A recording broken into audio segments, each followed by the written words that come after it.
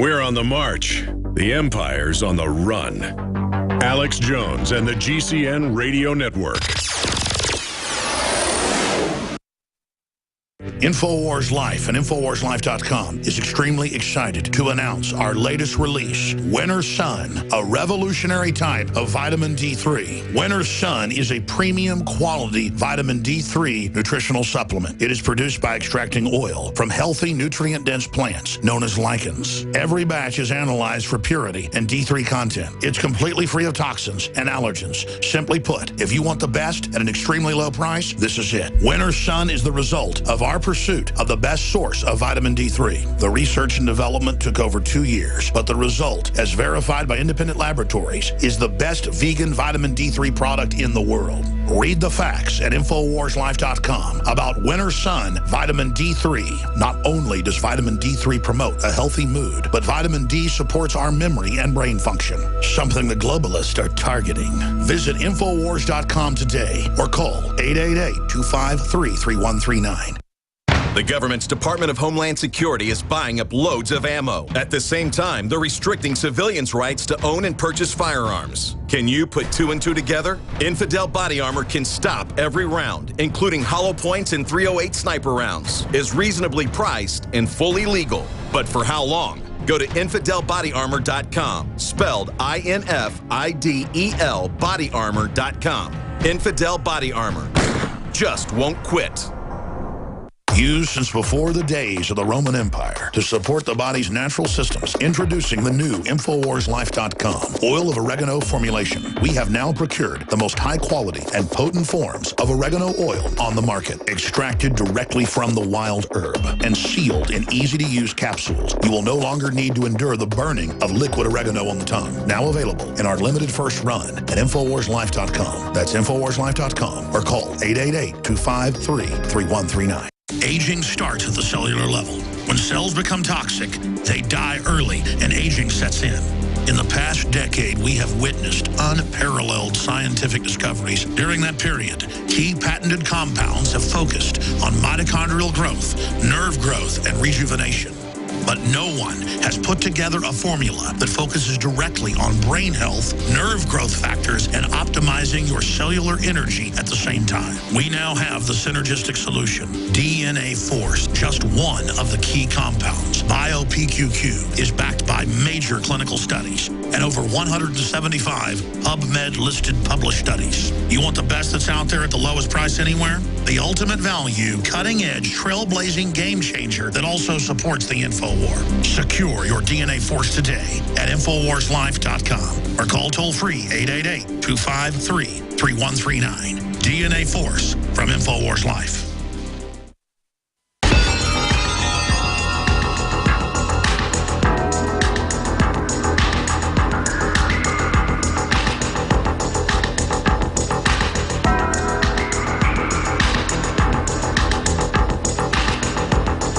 If you are receiving this transmission, you are the Resistance.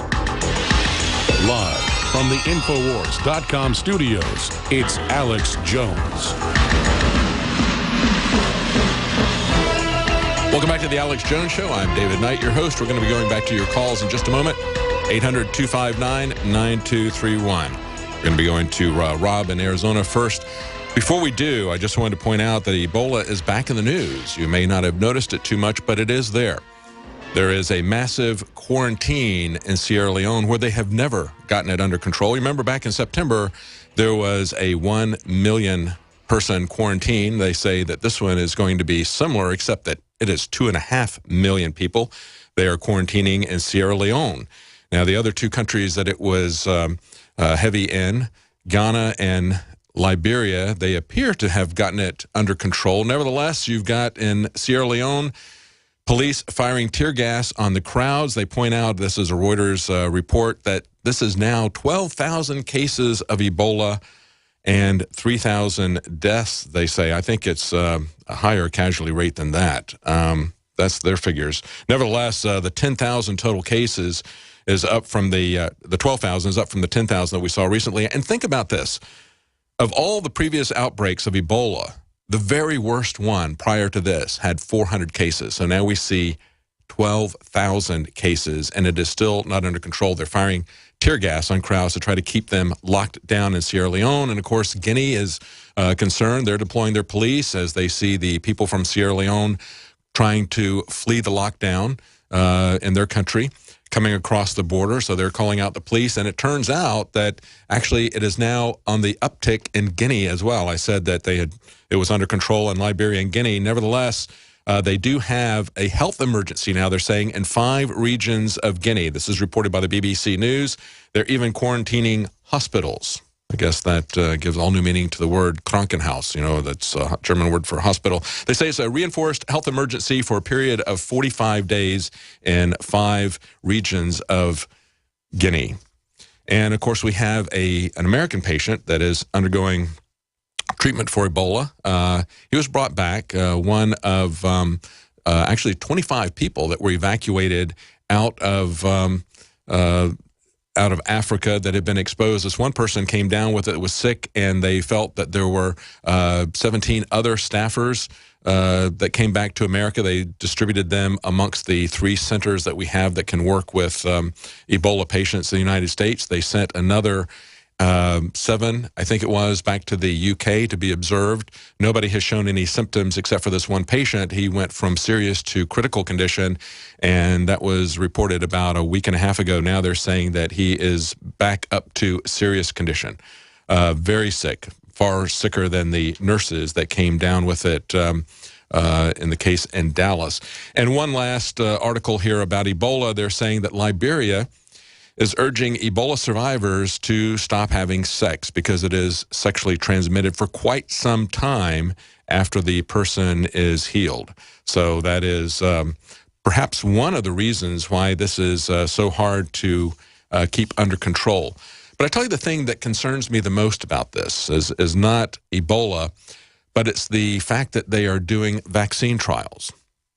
I am very concerned with all the talk that's going on about mandating vaccines. I'm very concerned about a mandated Ebola vaccine or something similar that could be brought to the United States. And, of course, we have 2 companies, GlaxoSmithKline and Merck. They have tested in a Liberian trial. They've tested to see if these drugs are safe. And, you know, they did it for almost 2 months. They looked to see, and they said, well, we didn't see any signs after 2 months, so it must be fine. Kind of like, you know, when they tested the effect of GMOs on rats, you know, after the French scientist did it for an extended period of time. You saw the picture of the rats that have massive tumors all over their body. And then Monsanto and other companies went in and said, well, we did a test. We didn't see that happen because they cut their tests off after just a couple of weeks. Well, that's what they've done with these Ebola vaccines. They say, well, you know, we began these trials in early February, and so now we're ready. We know that they're safe, and so we're going to move on to the next trial to see if it can actually protect people from getting Ebola. See, they don't really have to worry about the safety of these vaccines because they've got the vaccine court. That was created by Ronald Reagan in 1986 because so many people were getting so seriously damaged by vaccines that people were stopping taking their vaccines. So they said, oh, we'll solve this. We will give the vaccine companies legal immunity. You may not get immunity for what they're vaccinating you for, but they will give them legal immunity so that you cannot sue them for damages. That's why they have the vaccine court.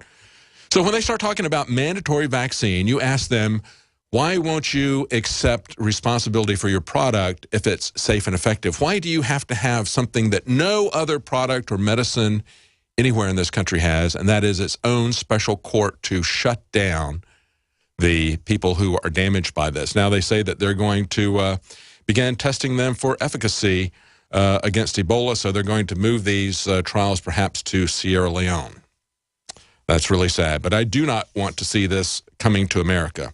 And, of course, they're talking about active immunity with a vaccine. They're not talking about passive immunity, which you had when they transferred blood plasma, transferred antibodies from people who had survived the disease. They had antibodies in their blood plasma. They could extract that and give it to the people who are already symptomatic, who are already sick.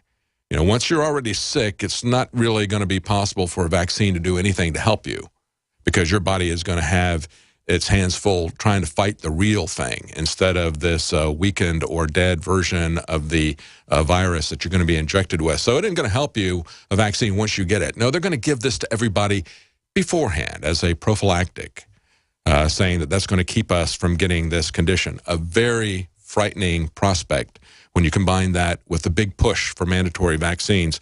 Let's go to Rob in Arizona. Rob? Yeah, good morning, David. Thank you for your excellent reporting, especially when Alex is away. Well, thank you. Are you familiar with the Naval Weapons Station down in Seal Beach, California? No, I'm not.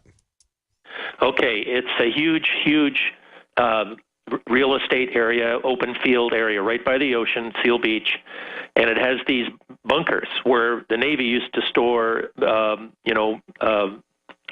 missile ordnance and so on.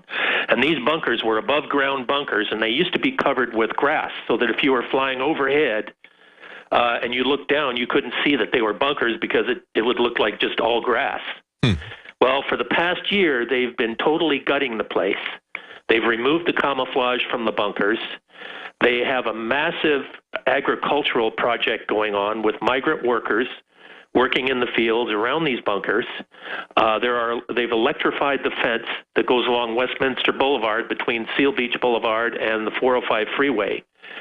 And they have armed guards that aren't Navy, that don't appear to be Navy personnel. My wife works for an aerospace company down there, and I go down there frequently to visit her. And one of the local residents in Seal Beach, he thinks that they're getting ready to build another FEMA-like internment camp. And I'm wondering if this is possibly related to the Jade Helm project that's in the works right now. And I'm wondering if it might be something of interest for Alex and his reporters, including you. Yeah, certainly. We'll take a look into it. I know that Tully Blackwood has reported to us, I think it's McClellan Air Force Base. It's up around where he lives. And they repurposed that base. They closed down parts of it, and they had a lot of radium waste because they were using that for aircraft instrumentation. A lot of very toxic chemicals in that area. They repurposed that military base not as an internment camp, but they were selling it for businesses to use as office space and other things like that. And the radium that was being stored above ground, they just put tarps over it. The people there were very concerned about that because they said they were not going to fly it to another place and dispose of it in canisters or anything. They were just going to bury it on site. And so people were rightfully concerned that that radium was going to leak into the water supply. So it could be something like that. Have they closed that base? Do you think they're repurposing that base, or is it still operational? Well, they still have the main. Naval weapons entrance, and they've got military personnel at the gate where you go in. But there are other entrance points where other trucks are going in and out, and they've got private security guards. It's just too weird. It's just there's something going on down there. Okay, all right. Yeah, we'll take a look at that. Thank you so much for the tip. Thank you, Rob. Let's go to Verderus in New York. Verderus? Hello, David. Hey. Calling from FEMA Region Number 2. I'd like to report a prime example of a police state. It was covered by the local news radio WNBF 1290. An elderly couple with a quilting business was no-knock raided by local authorities who possess an MRAP vehicle. The actual judge orders say, without giving notice or authority of your purpose. I don't know if you've heard of this one, but I think it would be an excellent one to look into. Now, what did they do? They said, tell me again what they did. They raided a home for what? For what purpose? The purpose says the search warrant signed by Broome and Tioga County and judges less than 24 hours before the raid indicated investigators were looking for methamphetamine, crack cocaine, firearms, and other things. And if you get a chance to view this couple, they're an elderly couple with a quilting business, and they're we've got it pulled up here. I can see them. Yeah. Yep, it's an excellent report. I figured InfoWars would like to get a chance to look at this one as well because it just shows how far the police state has gone overboard in our area. So yeah, that's very, very disturbing, and we see that all the time. We see people getting swatted all the time. Many times, I guess it's kind of unusual. They had a search warrant. I mean, in many cases, the police are operating without a search warrant. I think one of the things we need to understand, we go back and we look at these legal checks and balances that were put in